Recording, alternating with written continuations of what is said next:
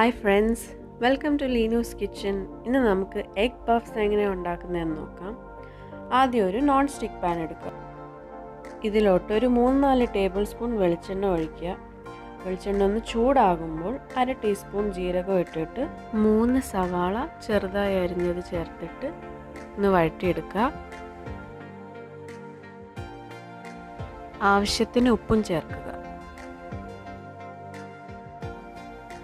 സവാള ഒന്ന് മൂത്ത് വരുമ്പോൾ, അതായത് ഒന്ന് ട്രാൻസ്പെറൻ്റ് ആവുമ്പോൾ, ഇതിലേക്ക് 1 ടേബിൾ സ്പൂൺ ഇഞ്ചി വെളുത്തുള്ളി പേസ്റ്റ് ഇടണം. എന്നിട്ട് ഒരു 2 മിനിറ്റ് മൂപ്പിക്കുക. ഇനി ഇതിലേക്ക് നമുക്ക് പൊടികൾ ചേർക്കാം. ആദ്യം ഒരു 1/2 ടീസ്പൂൺ മഞ്ഞൾപ്പൊടി. ഈ മഞ്ഞൾപ്പൊടി ഇട്ടിട്ട് ഒന്ന് മൂപ്പിച്ചെടുക്കുക.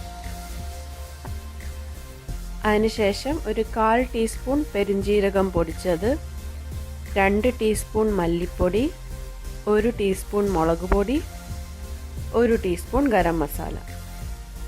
ലോ ഫ്ലെയിമിൽ വെച്ചിട്ട് ഒന്ന് മൂപ്പിച്ചെടുക്കുക.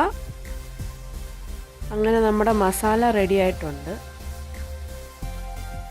ഇനി നമുക്ക് പഫ് പേസ്ട്രി ഷീറ്റ് ഒന്ന് റോൾ ഔട്ട് ചെയ്തെടുക്കാം. അതിനു വേണ്ടി ഒരു ചപ്പാത്തി പലക എടുത്ത് അതിൽ കുറച്ച് ഫ്ലോറോ ആട്ടയോ എന്തെങ്കിലും ഒന്ന് ഡസ്റ്റ് ചെയ്തിട്ട് ഈ പഫ് പേസ്ട്രി ഷീറ്റ്സ് ഒന്ന് റോൾ ഔട്ട് ചെയ്തെടുക്കുക. ഇതെനിക്ക് സ്ക്വയർ പഫ് പേസ്ട്രി ഷീറ്റ് തന്നെയാണ് മേടിക്കാൻ കിട്ടിയത്, ഫ്രോസൺ. ഈ ഫ്രോസൺ പഫ് പേസ്ട്രി ഷീറ്റ് ആദ്യം ഒരു 45 മിനിറ്റ്സ് എങ്കിലും പുറത്തെടുത്ത് വെച്ചിട്ടേ റോൾ ഔട്ട് ചെയ്തെടുക്കാവൂ. ഈ പഫ് പേസ്ട്രി ഷീറ്റ് ഒന്ന് റോൾ ഔട്ട് ചെയ്ത് കഴിഞ്ഞതിന് ശേഷം നമ്മുടെ ഫില്ലിംഗ് എടുക്കുക. 1-2 ടീസ്പൂൺ മാത്രമേ ഫില്ല് ചെയ്യാവൂ. അതിൻ്റെ നടുക്ക് ഭാഗം നോക്കി 1 ടീസ്പൂണോ 2 ടീസ്പൂണോ ഫില്ലിംഗ് ഇട്ടിട്ട് മുട്ട എടുക്കുക. ഇവിടെ ഞാൻ 5 മുട്ട പുഴുങ്ങി വെച്ചിട്ടുണ്ട്. അതൊന്ന് ഹാഫ് ആക്കി എടുക്കുക. എന്നിട്ട് ഒരു ഹാഫ് കുറച്ച് കുരുമുളക് പൊടിയിൽ മുക്കിയിട്ട് ഈ ഫില്ലിങ്ങിൻ്റെ മുകളിലേക്ക് വെക്കുക. എന്നിട്ട് ഈ പഫ് പേസ്ട്രി ഷീറ്റിൻ്റെ അറ്റത്ത് കുറച്ച് വെള്ളം ഒന്ന് ബ്രഷ് ചെയ്ത് കൊടുക്കുക. ഇത് സീൽ ചെയ്യാൻ വേണ്ടിയിട്ടാണ്. എന്നിട്ട് ഈ പഫ് പേസ്ട്രി ഷീറ്റ് ഒന്ന് ഫോൾഡ് ചെയ്തെടുക്കുക. ഫോൾഡ് ചെയ്തിട്ട് സീൽ ചെയ്യുക.